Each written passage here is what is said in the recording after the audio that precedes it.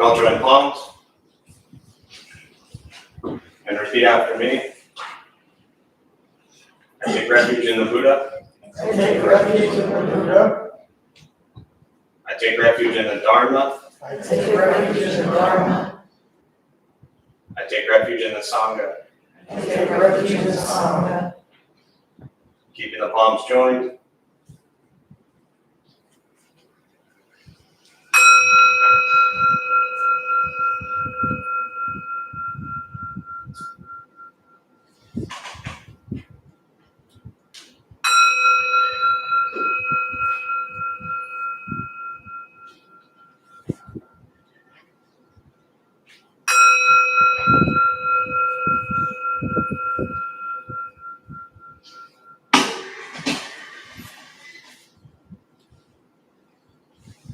Put the palms down.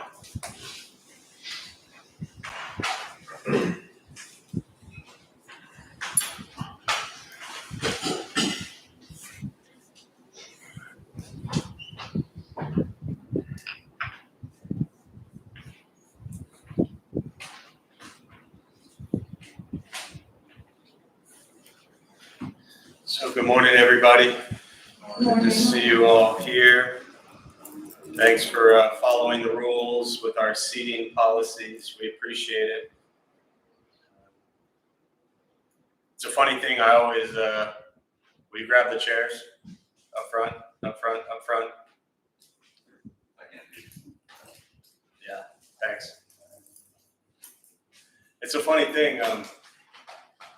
I talk a lot about, especially during this, the last 16, 17 months, about impermanence and patience and dealing with change. How many of you love dealing with change? How many of you are patient? And how many of you, understand and embrace impermanence, that things always change? And, so for us, one of the things was having to change how we hold people in this space, which we opened 15 years ago to the community. And you know what our plan was to hold people in the space? Take a guess. Fill it up. No, but it's funny you said that, because that leads to the next idea. There was no plan. The plan was simply to open the doors. There wasn't even a plan to fill it up.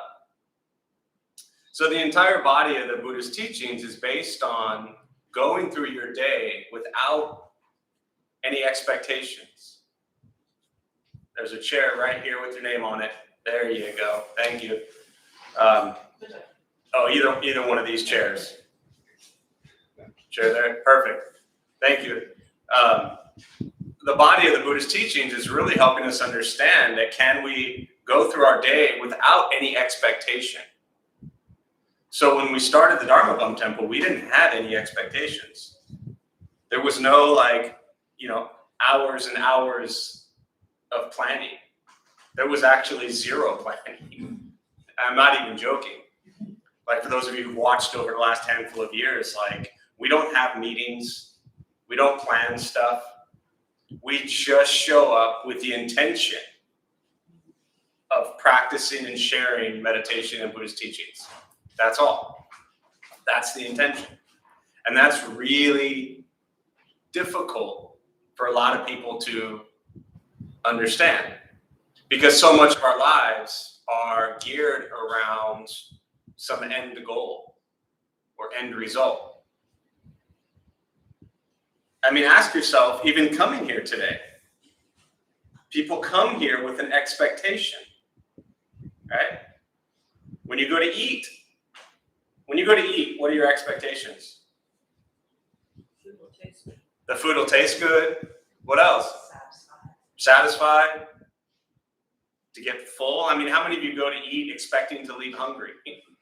Right? Or how many of you go to eat expecting to have terrible food? Our entire life, on the very basic level, is driven by expectations. And they're not always these huge, grand, lifelong expectations, right? They could be simple ones, like, I'm going to eat, I want to get full. But then there are expectations that are really life-altering. Right? I expect everyone to do what I want. How's that work for you? Right? I expect to live forever. I expect to live for another year. We have expectations that drive everything we do. And so when we started the temple, again, there was no expectation other than our intention. Hey, Travis, if he's more comfortable in the back on the chair, that's fine. Or did he go to the bathroom? Okay, tell him before he comes in if he wants to sit in the chair, that's fine. Because I think he was really uncomfortable there. Yeah. So our intention when we opened was to make people comfortable. That was our intention. But you can't control other people's comforts. You only have your intention. And so in altering, as we opened 4 weeks ago, our intention was to create a space that hopefully people are comfortable. But we can't control that. We only know that our intention is to keep this as safe as possible during this pandemic. And what that means is for people who show up, that some of your expectations that maybe you've had coming here over the years must also change, because we can't do things we normally did, right? I heard someone joke, I don't know who it was. I heard it, I didn't really see it, but somebody said, how funny is it that I have to show a barcode to come into a Buddhist temple? What's that? There you go, yeah. I thought that was hysterical. And that's actually what triggered me to kind of go on this talk. That goes against everything we ever wanted to do. It was to scan people as they go through the door. It defeats the entire purpose of what the Dharma Temple is about. But because our intention is to not have 80 people here right now, then we have to do something like that. And that's where we then hope that the people who show up understand that, hey, when you go to eat, sometimes you get good food and sometimes you don't, but you still got food. So in this process of managing our life's expectations, what I'm really getting at is not so much about this place or food, but your whole life, every moment of your life. Can you just be grateful for each experience as you go through it? And maybe don't plan so much. Because if you stop planning and you stop having these grand expectations and you just focus on the beautiful intention of what you're doing, then things will turn out however they're going to turn out. But you can be certain they will have turned out based on what your intention is. If we sat down 15 years ago, and then I'll shut up and we'll start our meditation. But if we sat down 15 years ago and said, you know what, let's build this huge community and someday get this huge church in University Heights and pack it with a ton of people, we would have failed miserably. Because we would have been trying to meet the demand of the end goal.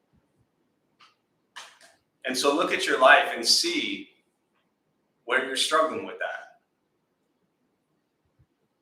So, all right, so with that, we'll start a meditation practice. Because most of you probably came here expecting to meditate. It is actually in the title, Intro to Buddhism and Meditation, so I can understand that expectation. I don't want you all to leave too disappointed, All right, a couple things to tell you before we begin. Nothing's going to happen to you. You will not float away.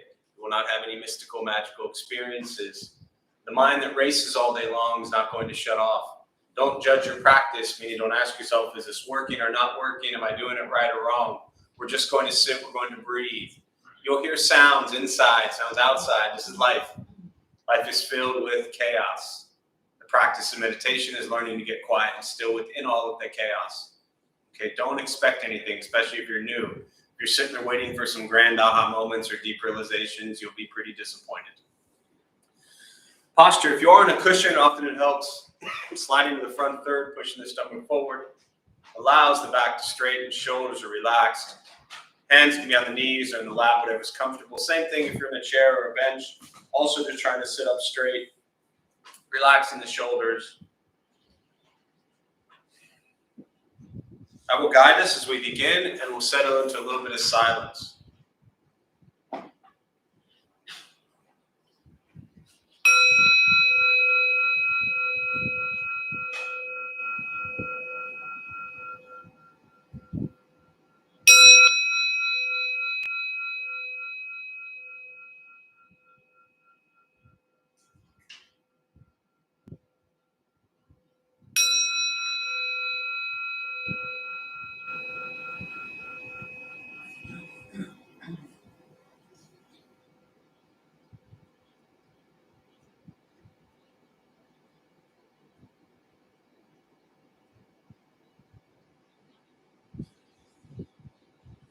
And starting with the eyes closed if comfortable, or slightly open.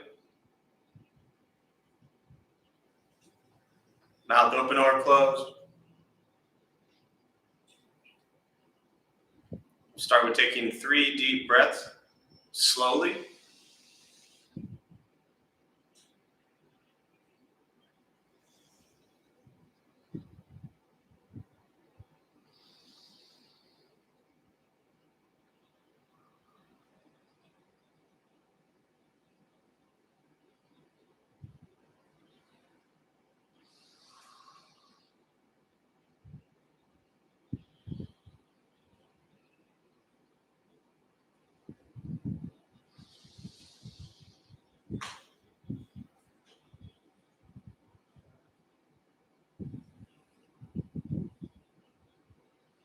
And eventually, settle into a natural rhythm of the breath.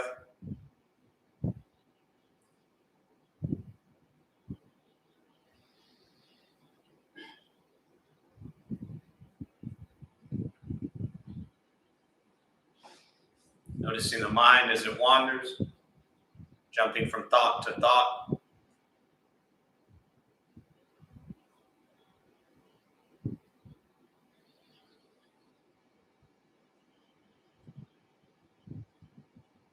Start with gently guiding the attention, focus to the stomach or chest.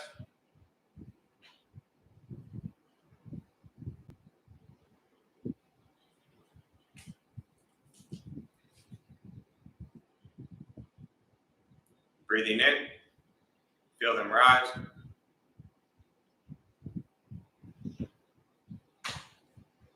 Breathing out, they fall.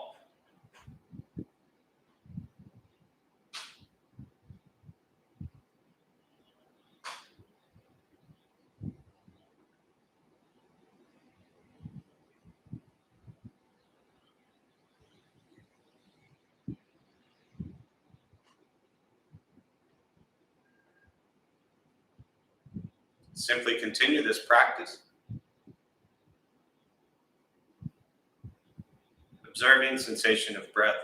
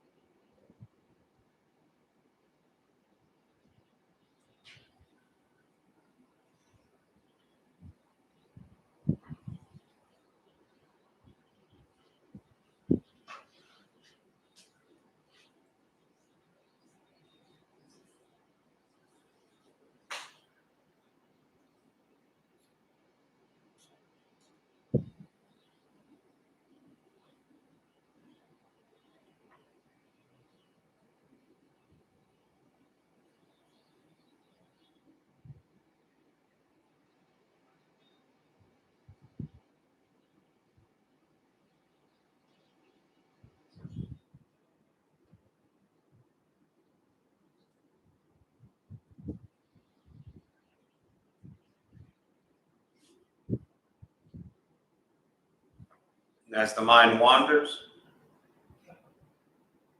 lost in thought,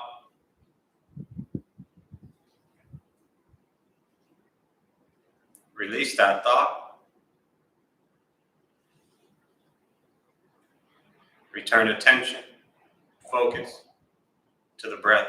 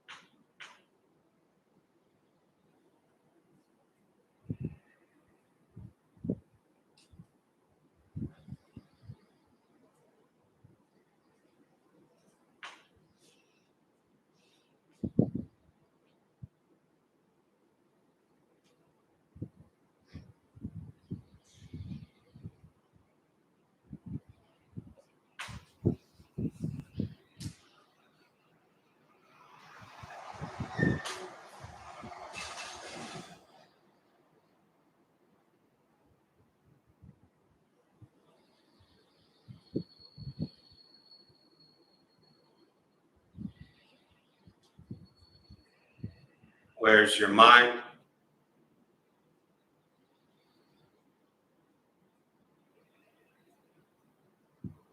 Return attention, focus to the breath.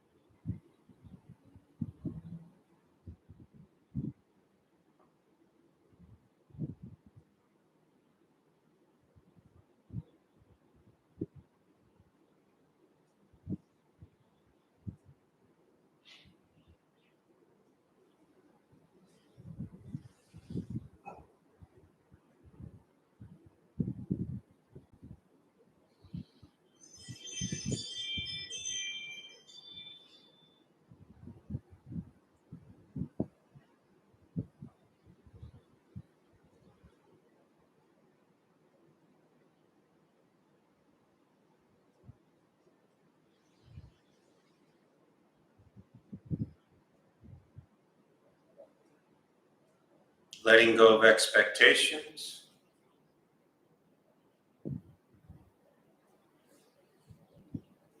Letting go of judgments from the practice. Just sitting, breathing.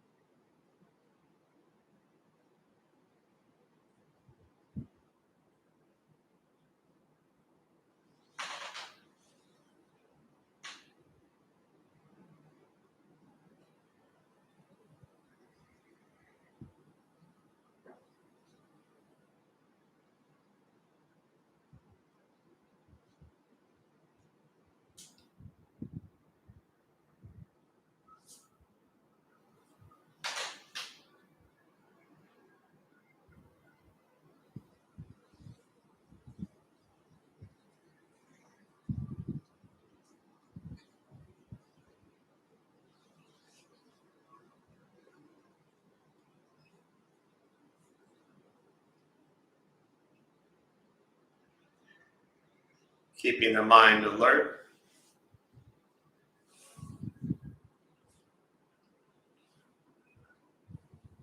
Aware of each sound.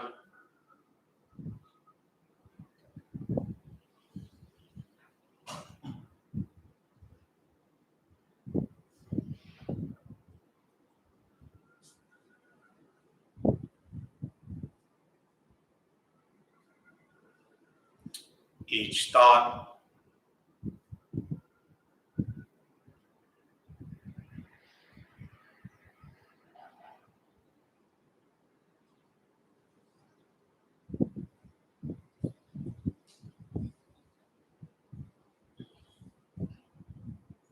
each physical sensation,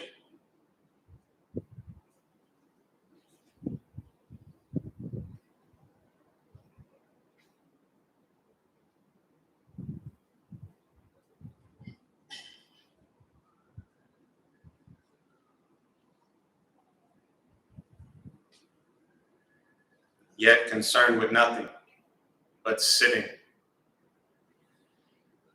breathing.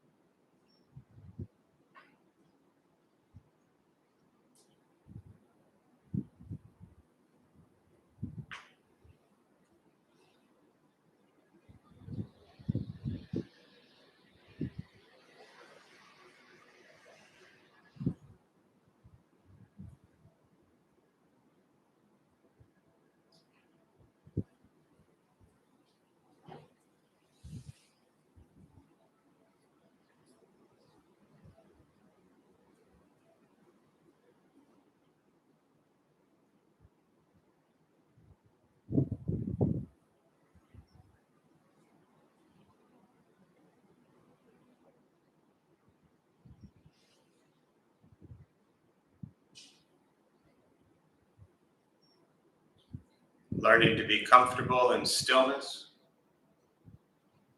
in quiet,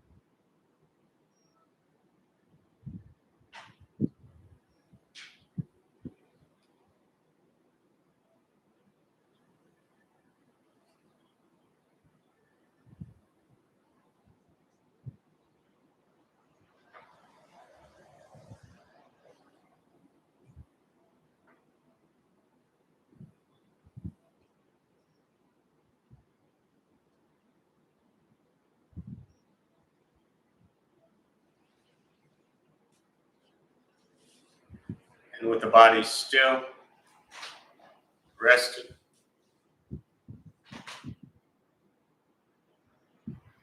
and the speech quiet, aware of all sounds,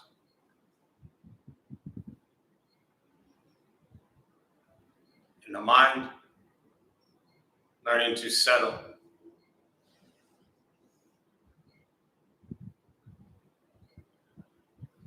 Know what it's like to just sit and breathe.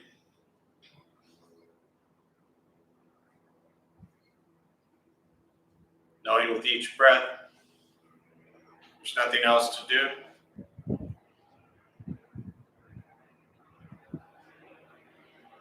Nowhere else to go.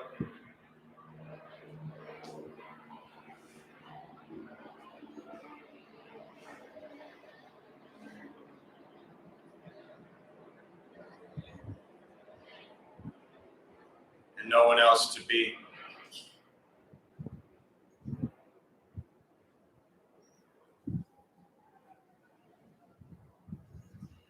everything beautiful, exactly as it is.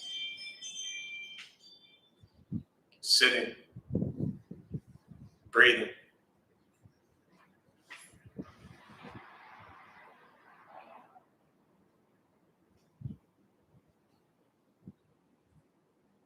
And once again,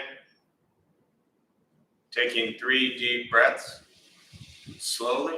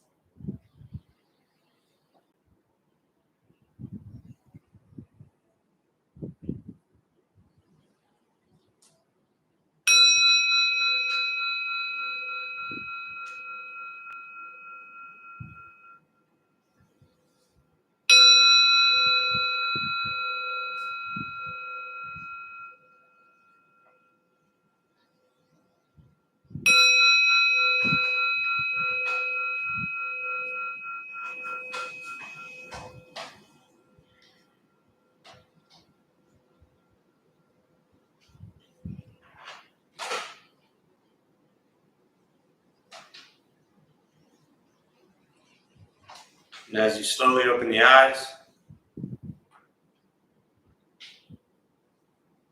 slowly begin to move.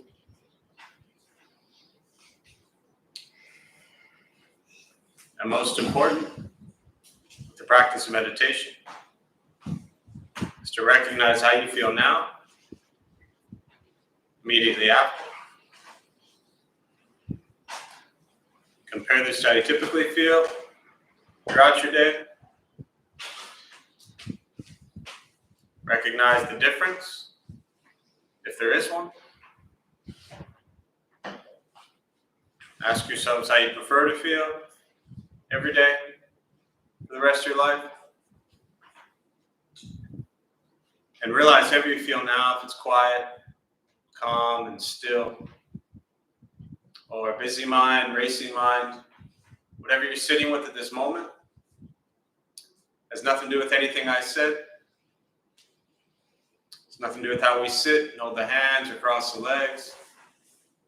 It's nothing to do with the sounds around us or anything else for that matter. It has everything to do with your own mind and your own mind's reaction to an external condition. This is what the Buddha called pratitya samuppada, means dependent origination. This is the basis of the Buddha's awakening. The word Buddha simply means awakened. He was a human being, no different than any one of us, who began to understand why he suffered, why he got angry, sad, depressed, stressed, anxious. He began to understand the causal relationship of all phenomena. What that means, very simply, for all of us, regardless of where you come from or what you believe in and where you think you're going, your whole life is filled with things that happen, and you react. More stuff happens, more reactions. That's what we get. This practice is learning what it's like to respond to something quietly, peacefully, still. Because for most of us, the way we responded to the last 20 minutes is quite different from how you respond to everything else that's happening throughout your day. And so all we're working on is closing the gap to where the way you feel now is closer to how you feel always. Just as driven, motivated, productive, successful, whatever that means to you in your respective lives. But with a mind that's steady, clear, focused, distracted by nothing, disturbed by no one. This is not an easy practice. This is not necessarily fun. It's probably the most difficult thing you'll ever have to do. Training the mind to be present and be with life as it is incredibly difficult. Because it's the very thing that most of us fight against every single day. Trying to change the way things are. Meditation is free. Buddhist practice is free. It's sitting, breathing, becoming aware of what you think, what you say, and what you do. For me, I've always tried to simplify this practice. Not complicate it. Not make it about other languages or cultures, or memorizing things, teachings. But just going through our day and recognizing, what do I think, what do I say, and what do I do? And there are many reasons that that's incredibly difficult, but if you're forced to pay attention to what you think and what you say and what you do all day long, what does that mean?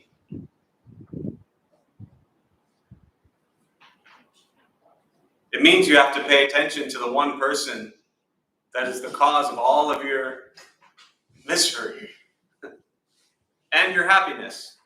I don't want to be so negative here, you know. We do get to be happy once in a while. But becoming aware of your thoughts and your words and your actions, what that means is we are taking responsibility for our mental, emotional health and well-being. It also means we're not pointing fingers or blame at others, saying that they're responsible for what's going on in my life. Yes, I get it. There are external things, people, places, experiences that definitely are more challenging than others and create opportunities for us to practice more so than others. But it is still our reaction to those people and places and things that we have control over. Now, we all know, as I alluded to earlier, if everyone in our lives just did everything we wanted them to, then everything would be fine. And none of us would be here right now. But the reality is the world, whether you know them intimately or whether there's some stranger crossing the street or some social media person, people just don't do what we want. And yet for some reason, we just keep thinking they will. And fighting and fighting and fighting against that. That's a lot of time and energy trying to change other people. Again, the hard part is coming back to, what are my thoughts? What are my words? What are my actions? What am I responsible for? What can I control? And that's, to me, the beauty of this practice is it's just like a mirror that you hold up and reflects back on you. And often, especially, I know a lot of you have been around this stuff for a while, but especially for those who may be brand new to Buddhism, often people think it's about learning about some ancient thing from 2,500 years ago, or learning what those monks and nuns or lamas do in those robes with the shaved heads. What are they doing? You know what they're doing? They're sitting with their mess, just like you are. Right? They got less clothes than you, less shoes, less things probably to, fumble through. But they have what we have, which is the mind. And most of them at some point in time had what we all have, which is a bunch of stuff. So this is really more for those who are new, thinking that Buddhism might be this kind of coming back to this idea of going away from a goal or a gaining idea. This isn't about getting somewhere. It's sitting with your mental mess and learning to be with it. And then recognizing, okay, if I don't like the way things are in my life, then what changes can I make, or where can my heart open up to embracing life as it is? Or you can do what most people do in their life, which is fight against all of that. And I don't know about you, but I did that for probably, close to 30 years of my life, and that was exhausting.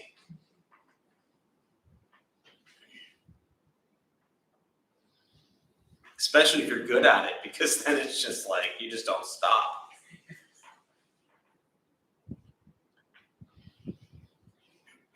The Buddha taught that we suffer because we have an aversion to external conditions. And anytime we enter an experience, we are immediately judging it and critiquing it, liking it or disliking it, running from it or running towards it, sitting with it or trying to escape from it. This is what we do. And again, coming back to what the heart of this practice is it's just sitting.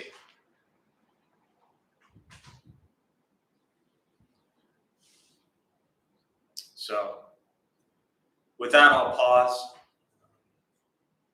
and just open up to questions, meditation, Buddhist practice, anything you're sitting with that I can address. I always prefer to really respond to what's on your mind. And we'll use the rest of the time this morning for that. So questions, meditation, Buddhist practice. Yeah. A question.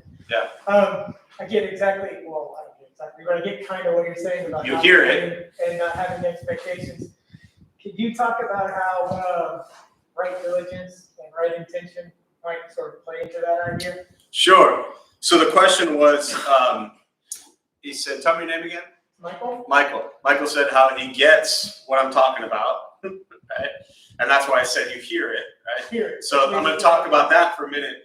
And this isn't just for you, this is for all of us, right? We hear things, and then we intellectually get them, and I'm just using, semantics here, right? And then there's the process of understanding them. And this is coming back to the nature of your question, which is right intention, right diligence, which I'll get to in a minute.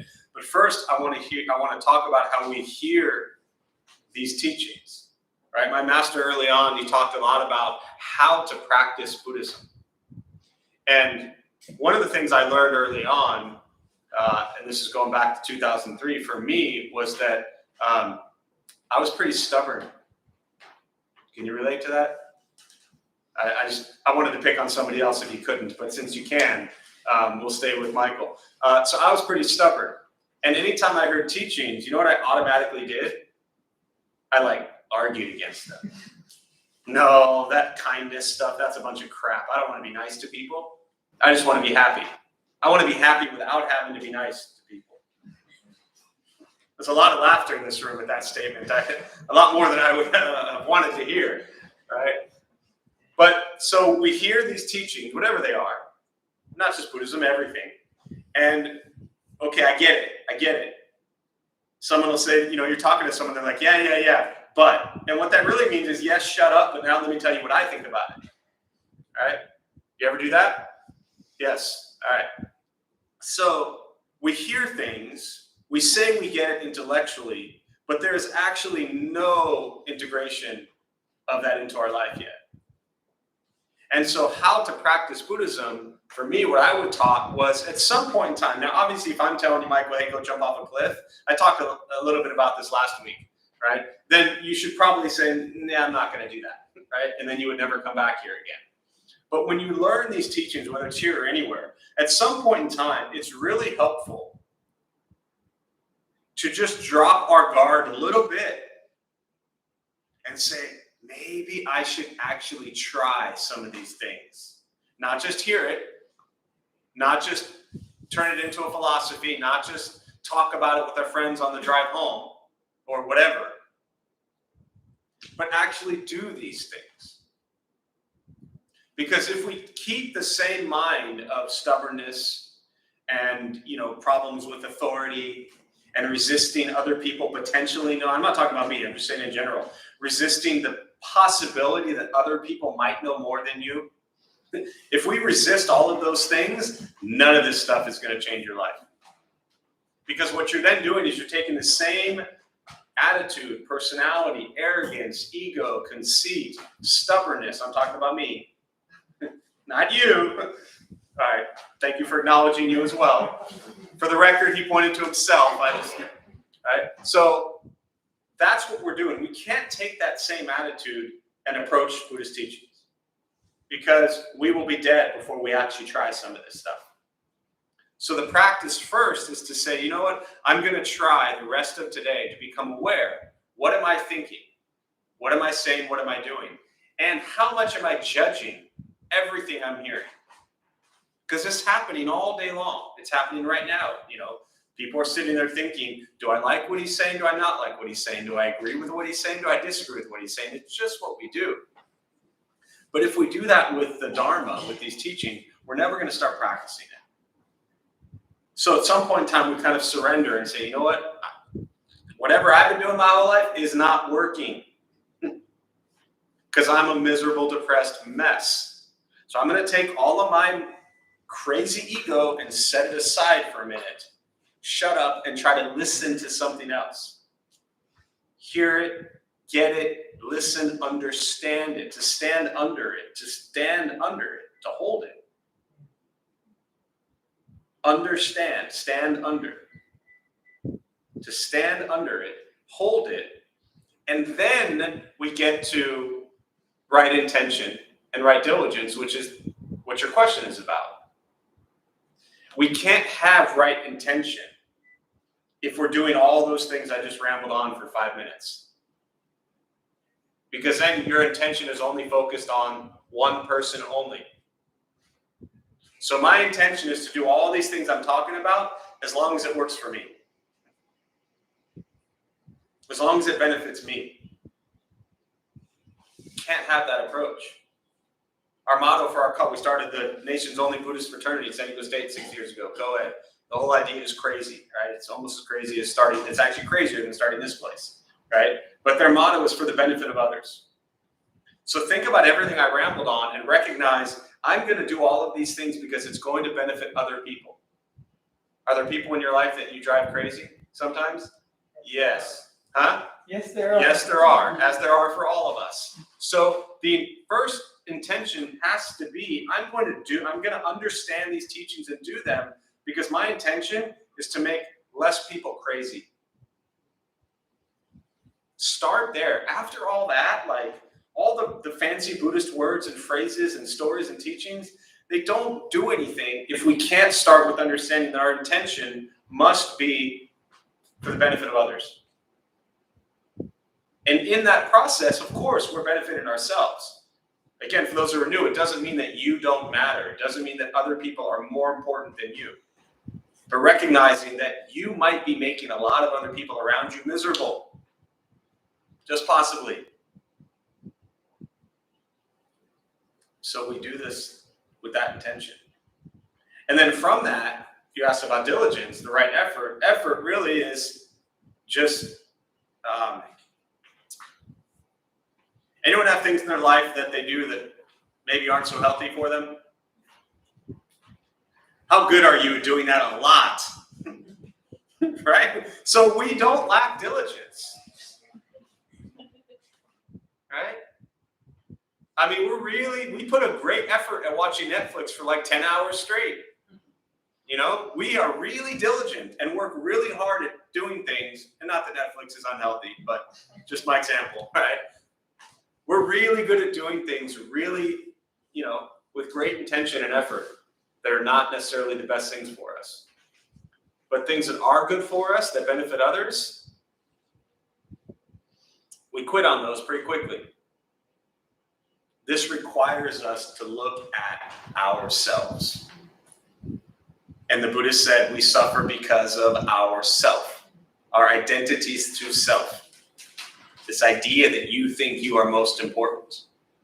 That's really difficult to wake up to because our entire lives, we've been told, it's all about me. Take care of me. Look out for myself. And again, just to clarify for those who are new, please look out for yourself. Please take care of yourself. You have to be healthy and okay also. Does that help? Yeah. Yes, thank you. You're welcome. Other questions? Yeah. You hit on what I've been doing this week. And my question is, you said to benefit others, to drive other people less crazy. And I'm glad this is called a practice.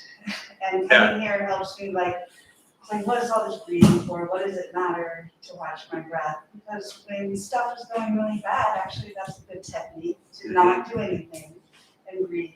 But how do you not be a chump while you're doing all that? Like you said, How do you not be a chump while you're... Yeah, like, I don't want to hurt it if I found myself in a big conflict. And I guess sitting and observing and going, oh, all this, I wake up in the middle of the night, revenge and 60 plots of how to do it. And I was like, wow, that just came to me like that, to breathe. For those who didn't hear her, she said she wakes up in the middle of the night with 60 thoughts of revenge and plots of how to do it. I just wanted to highlight that part here. For anyone in the back that didn't hear the muffled voice underneath the mask.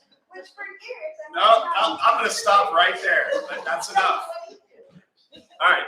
What do you do when you have 60 thoughts of revenge? You continue to stay in bed and breathe and don't get up. That's where it starts. But I told this story a couple weeks ago. It's always been one of my favorite stories. Some of you may have heard it before, but I'll tell it again, and then I'll expand on it. Is years ago, I was doing meditation at KPBS, and there was a 20-year-old kid, and he was an intern there. He'd done this meditation all of like 3 weeks, and he came in one Monday and he said, Jeff, I think I figured this out. I said, what do you mean? He said, well, I think I understand how this can help me. And I said, how's that? And he said, well, I was at a party Friday night, and there was somebody that was hitting on my girlfriend, and I was getting really angry, and I realized I should walk away, take some deep breaths, and calm down. And I said, that's great. What happened? And he said, I hit him. And I looked at him and I said, immediately, I said, congratulations, that's progress. He said, progress? I got into a fight. I said, yes, but there was a moment that you realized there was another choice. You didn't take that other choice, but there was a split second where a month ago, there never would have been that thought of, hey, there's another choice. 2 years ago, 6 months ago, 5 years ago, you wouldn't be sitting here right now expressing to a room full of relatively strangers that you have 60 thoughts of revenge every night and you want to stop it. You wouldn't be here. You would be at home or out in public, a danger to society, acting out on all that revenge. So my first thing, not just for you, but for everybody here, because you're not the only one who has that, is to give yourself some credit. And you said this also at the beginning, you're glad to hear it's a practice. And recognize that you are working on it. The simple fact that you're here, the simple fact that you can express that question, right? And know that for the most part, nobody here is judging you, right? We're actually not judging you. We are relating to you. We're saying thank you for expressing what I'm not willing to express, right? So that's the first thing. Give yourself some credit. You are a work in progress like all of us are. And in time, the longer you develop a daily meditation practice, the easier it will be to come back to breath when you're in that moment, right? And maybe your 60 thoughts of revenge will drop to 40 and then to 20. And the reality is you can have all the thoughts of revenge that you want for the rest of your life. You know what matters? If you do them or not. That's the key, right? I mean, and for me, it's just as a personal example, I've been at this stuff a long time. My head still is a mess. I still have ridiculous thoughts that I shouldn't have. I shouldn't say shouldn't have, that I wished I didn't have. The challenge is not to, the practice is not to think that one day you're going to wake up and all of a sudden, all of your thoughts are going to be like, angels floating on lily pads. I don't know if they do that, but I'm a Jewish Buddhist, so. It's really important that people don't, Ken Small years ago, a lot of you know Ken said, during, it was a Dharma Life program, he said, we're not trying to become perfect little Buddhists, right? So if you're someone who's sitting there thinking like you've read a bunch of Buddhist books or 2 Buddhist books, and all of a sudden, again, coming back to the goal, and you have this goal to be this perfectly pure-minded, perfect little Buddhist person running around, you're fooling yourself. It's not helpful. Again, coming back to how to practice Buddhism, right? I was there. I thought, well, if I shave my head, put on a robe, and bow all day long and chant and just roam around a monastery, that meant I'll have arrived. No, because then you're stuck with those thoughts. The first step is to recognize it. The next step is to stop acting on all those thoughts. That's the real beauty of this practice. And that, I wish, was easy to do. But if you've had these thoughts your whole life, they're not just automatically going to go away just because you do a few Buddhist things, right? Again, accountability for self and recognition of our actions and our thoughts is really important. Yeah? How long do you meditate for every day? Myself personally, not that long at all. I mean, I do what I just did with you all a lot. So when I'm leading meditation, I'm doing a meditation. Like when I say something during meditation, like letting go of expectations or judgments, that means my mind has wandered and I'm bringing it back to breath. When I do my meditation, I'm not like leading you all in my mind. You're not even here. I'm just doing my meditation, right? So I don't really, at that moment, I don't, it's not about you all. I'm practicing my meditation practice. Outside of this, I make sure I sit 5 minutes a day, and that's it. You look shocked, you look surprised, even not seeing the face, just seeing the eyes. Again, there's this idea that some dude sitting up here leading some Buddhist thing sits in meditation for like 5 hours a day. You know how much stuff I have to do?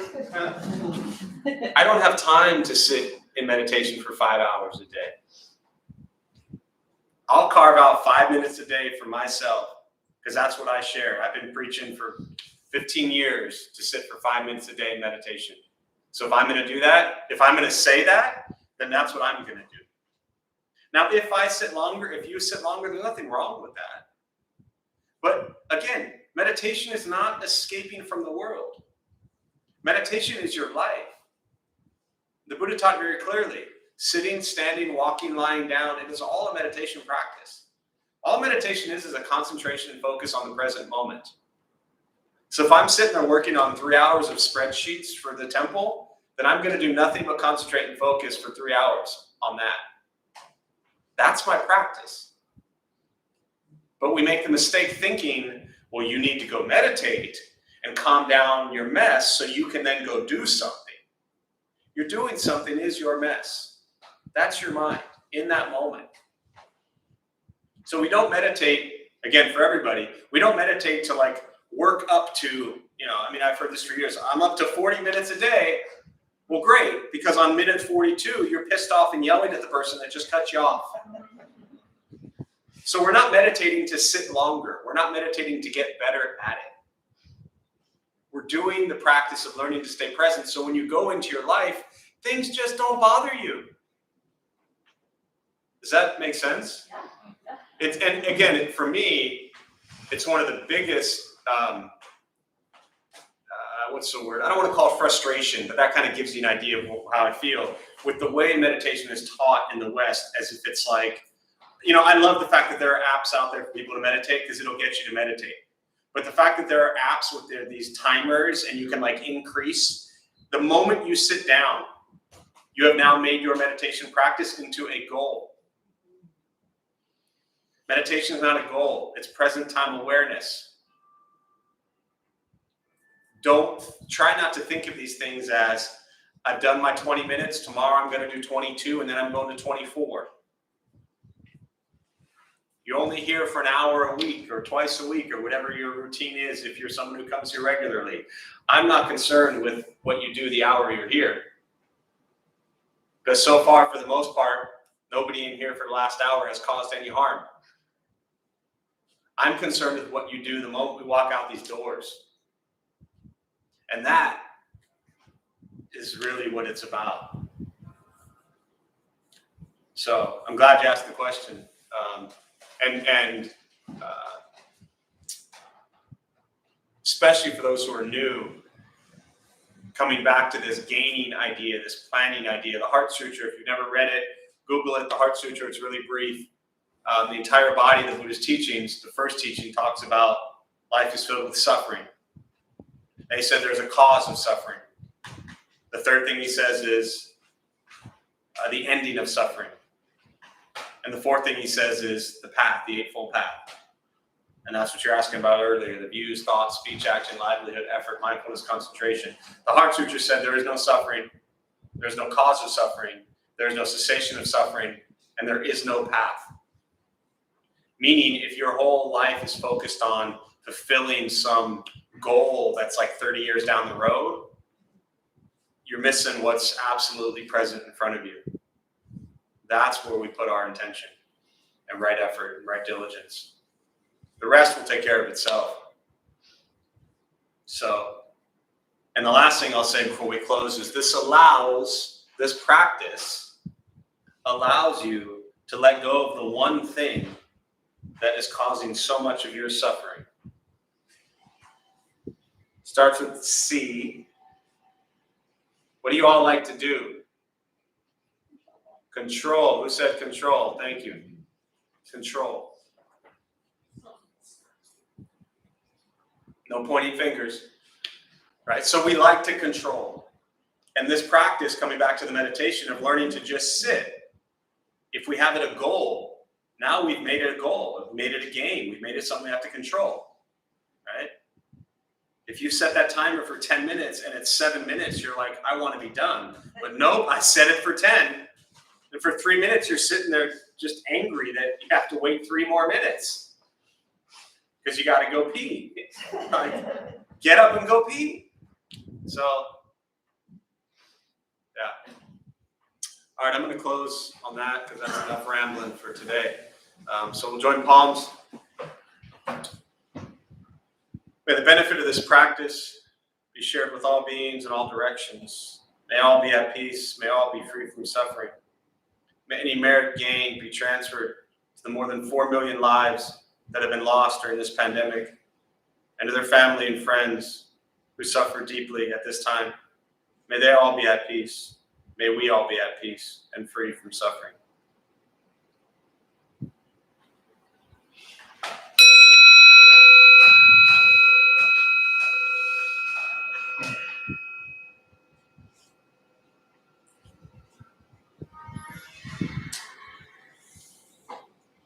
So a few quick announcements before you all head out.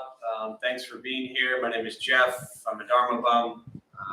We opened up this temple nearly 15 years ago to introduce Buddhist practice to those who show up. Those of us who lead, we're not monks, we're not nuns, we're not gurus, we're not masters, we're not teachers, we're not looking for students. We're just practitioners. We do our best to take our understanding of Buddhist teachings and put it into terms that hopefully make sense to those who show up. So every night we have different people leading from a different Buddhist tradition. All of us unenlightened folks leading a bunch of other unenlightened folks. No offense to the enlightened ones in the room. We have a mixture of classes going on since we've opened. We were closed for 16 months, 15 months, something like that. And we opened up again about a month ago. So we have some classes that are in person, some classes that are virtual, some are both. Right now, in person, we're doing just Tuesday, Wednesday, and Thursday nights here, and Saturday morning. Also, our recovery Sangha, which has been a huge part of this community for 10 years. Anyone battling addiction, drugs, alcohol, just life in general. Tuesday night, we are meeting downstairs, and Sunday morning, we are meeting up here. The only classes that require RSVP still are the Tuesday night recovery group, and then here Saturday morning, Tuesday night. It's all on the website. Typically, we see 600 to 800 people a week through this place, and with the pandemic, we are being as cautious as possible. So therefore, we're limiting the classes just to make sure we don't pack too many people in here. Other than that, yeah, I think that's all as far as classes. Buddha for You, which also was closed for 16 months, is only open Saturday and Sunday, 12 to 3. So it's open now downstairs if you need anything. Also Sunday, actually 11:30 to 3. And then Tuesday, Wednesday, Thursday, it's open for an hour in the evening before class. So we're really just limiting things. Monday through Friday morning, 8 and 8:30. We have a silent meditation, and then the doors close after, and the temple's closed all day until the evening. So if you come by 2 o'clock in the afternoon, you wonder why the doors are closed, that's why. So other than that, I think that's all. Yeah, please be safe. Let's just all do our part to try to stay open. That's our intention, is to take care of ourselves, hopefully motivate and inspire you to take care of yourselves, with the intention of keeping a place like this open. So thank you all for being here. Wish you well.